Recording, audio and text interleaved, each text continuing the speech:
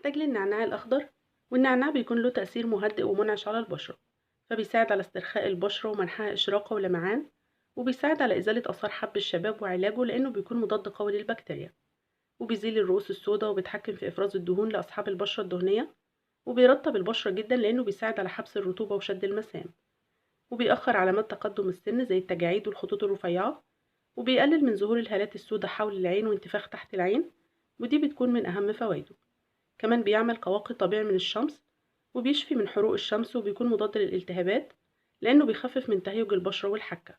النعناع ده بيكون مزايا بلا حصر للبشرة. أول خطوة بقى أنا عملتها إن أنا غسلت النعناع ده في كمية من المية، ضفت عليها معلقة صغيرة من الخل ونقعته فيها لمدة ربع ساعة، وبعد كده صفيته كويس، وبكده أكون اتأكدت من نظافته وخلوه من البكتيريا، فبكده هيكون معقم وهيكون آمن جدا في الاستخدام. ضفت بقى كده في الخلاط كمية من أوراق النعناع، وعادي برضو لو ضفتيها كده بالعيدان بتاعتها، المهم إن انتي تغسليها كويس جدا زي ما قلت عشان تتأكدي من نظافتها. هضيف بقى دلوقتي مقدار ربع كوباية من ماء الورد، مجرد بس إنه يسهل خلط الأوراق النعناع، ومش بتضيفي بقى كمية كبيرة عشان أنا مش عايزة أخفف من تركيز النعناع. هخلط بقى المكونات دي كويس جدا لغاية ما تنعم وتبقى زي العصير. بيكون بقى شكل النعناع بعد ما خلطته كويس جدا، شايفين بقى ناعم ازاي. هصفي بقى دلوقتي الخليط ده باستخدام مصفى سلك تكون ضيقة، عشان انا محتاجة لعصير النعناع بس وعايزة اتخلص بقى من البواقي.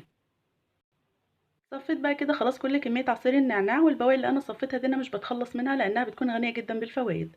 بتضيفي بقى عليها معلقة من السكر الناعم او الحليب المجفف، وتخلطيها بقى كويس وتفركي بيها الوجه وكامل الجسم. بتكون سكراب هايل لتفتيح البشرة، كمان بتديكي نتائج هايلة في تفتيحها وترطيبها وتنعيمها. وده بيكون بقى شكل عصير النعناع، شايفين لونه حلو جدا، كمان بيكون مركز لان احنا ما ضفناش عليه كميه كبيره من ماء الورد. ولو مش حابه تستخدمي ماء الورد ممكن تستخدمي الماء المقطره او المغليه والمبرده، بس برضو ضيفي كميه صغيره تكفي بس للخلط. هحتاج لجل الصبار او الالوفيرا جل، وجل الصبار ده بيكون مرطب هايل للبشره وبيخلصك من اثار حروق الشمس، كمان بيأخر ظهور علامات تقدم السن. هجيب بقى كده طبق وابتدي باضافه معلقتين من جل الصبار،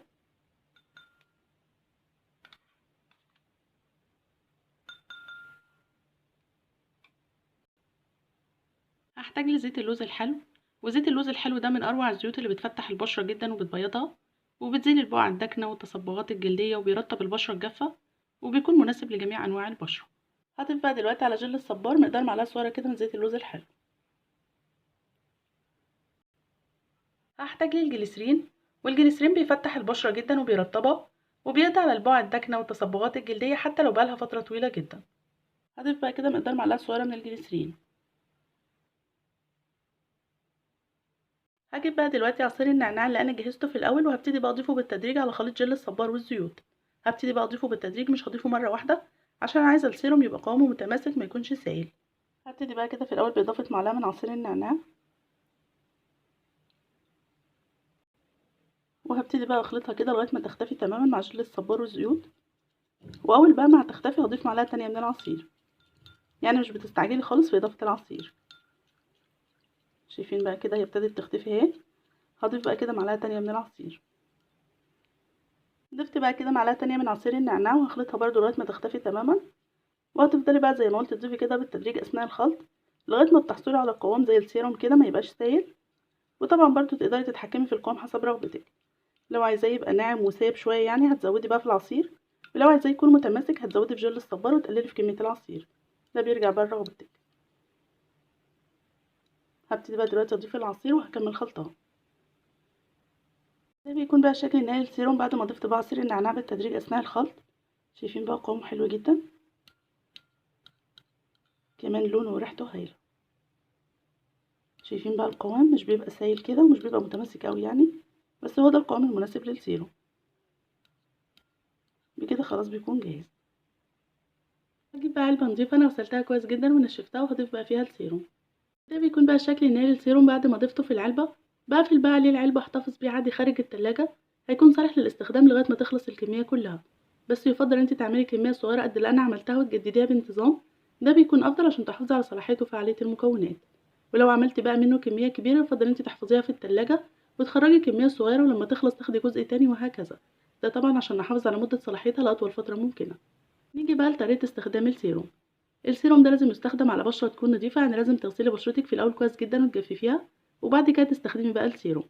ويفضل كمان لو استخدمتي بواقي النعناع اللي احنا صفيناها في الأول، بتضيفي بقى عليها معلقة صغيرة من السكر الناعم أو الحليب المجفف، وتفركي بقى بيها الوجه أو الإيدين أو أي منطقة في الجسم لمدة دقيقتين أو 3 دقايق، وبعد كده بتغسليها بالمية. دي هتكون منظف ومفتح هايل قبل استخدام السيروم. بعد كده بقى هتاخدي من السيروم وتفرديه على كامل الوجه وعلى الرقبة وعلى الإيدين، وهتركزي على منطقة حول العين لأنه بيكون مفيد جدا لمنطقة الهالات السوداء وانتفاخ تحت العين. كمان تركزي على منطقة الجبهة ومنطقة حول الفم، لأن دي الأماكن اللي بيبقى موجود فيها التجاعيد أو الخطوط الرفيعة. وتقدري كمان تستخدميه لكامل الجسم، أي منطقة في الجسم تكون جافة أو داكنة زي مناطق الأكواع أو الركب، بيكون مفتح ومرطب هايل. وكمان تقدري تستخدمي السيروم ده بعد الاستحمام مباشرة على أماكن العرق، لأنه بيعتبر مزيل عرق طبيعي، بيعطر الجسم وكمان بيفتحه. هتدلكي بقى السيروم بأطراف أصابع ايديكي لمدة دقيقتين أو 3 دقايق بحركات خفيفة جدا لغاية ما بشرتك بتمتصه تماما. وبشرتك بتمتصه بسرعة جدا لأنه بيكون ناعم وبيكون سهل الامتصاص، كمان مش بيبقى ليه أي أثر على البشرة. فيفضل بقى إن انتي تستخدميه بالليل قبل النوم، وتسيبيه بقى على البشرة من بالليل لغاية الصبح، ودي هتكون أفضل طريقة لاستخدامه. الصبح بقى تغسلي بشرتك في الأول بالمية الدافية وبعدها بالمية الباردة، وبعدها ترشيها بماء الورد أو ممكن ترطبيها بأي كريم مرطب. داومي بقى على استخدام السيروم بنفس الطريقة دي على البشرة بشكل يومي، يعني هتستخدميه كل يوم، وزي ما قلت أفضل وقت لاستخدامه هيكون بالليل قبل النوم، عشان خلال فترة النوم بشرتك هتستفيد كويس جدا بكل مكوناته. مع المداومة بقى والانتظام على استخدام سيروم النعناع نتائجه هتكون مذهلة. من أفضل أنواع السيروم الطبيعي اللي بيفتح البشرة جدا، وبيدي لبشرتك نعومة وترطيب وبيخليها ناعمة زي بشرة الأطفال. كمان بيخليها مشرقة وليها مظهر صحي جدا، لأن كمان النعناع له تأثير مهدئ ومنعش على البشرة، فهيساعد كمان على استرخاء بشرتك ومنحها إشراقة ولمعان. كمان هيساعد في إزالة آثار حب الشباب وبيعالجه، لأنه بيكون مضاد قوي للبكتيريا ومطهر للمسام، فبيزيل كمان الرؤوس السوداء. وبيتحكم في إفراز الدهون لأصحاب البشرة الدهنية، وبيكون مرطب هايل لأصحاب البشرة الجافة، لأنه بيساعد على حبس الرطوبة وشد المسام، وبيأخر علامات تقدم السن زي التجاعيد والخطوط الرفيعة. وبيكون بقى فعال جدا في تقليل ظهور الهالات السوداء وانتفاخ تحت العين. كمان السيروم ده بيعمل كواقي طبيعي من الشمس، لأن النعناع من الحاجات اللي بتحمي بشرتك من أضرار أشعة الشمس. كمان بيشفيكي من آثار حروق الشمس، وبيكون مضاد للالتهاب لأنه بيخفف من تهيج البشرة والحكة. سيروم النعناع من أفضل الوصفات الطبيعية اللي ممكن تستخدميها للعناية ببشرتك، بيفتح البشرة جدا ويبيضها ويوحد لونها، وبيكون علاج فعال للهالات السوداء وانتفاخ تحت العين. وكمان بيكون مضاد للشيخوخة لأنه بيقاوم ظهور التجاعيد والخطوط الرفيعة. من أفضل أنواع السيروم الطبيعي. كمان بيكون معطر ومهدئ كده للبشرة وريحته بتكون حلوة جدا.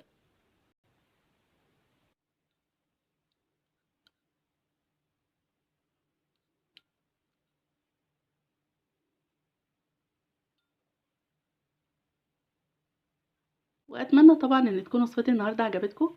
لو عجبتكم متنسوش تعملوا لايك وشير وتشتركوا في القناة، وتفعلوا الجرس عشان يوصلكوا كل جديد من وصفاتي. والسلام عليكم ورحمة الله وبركاته.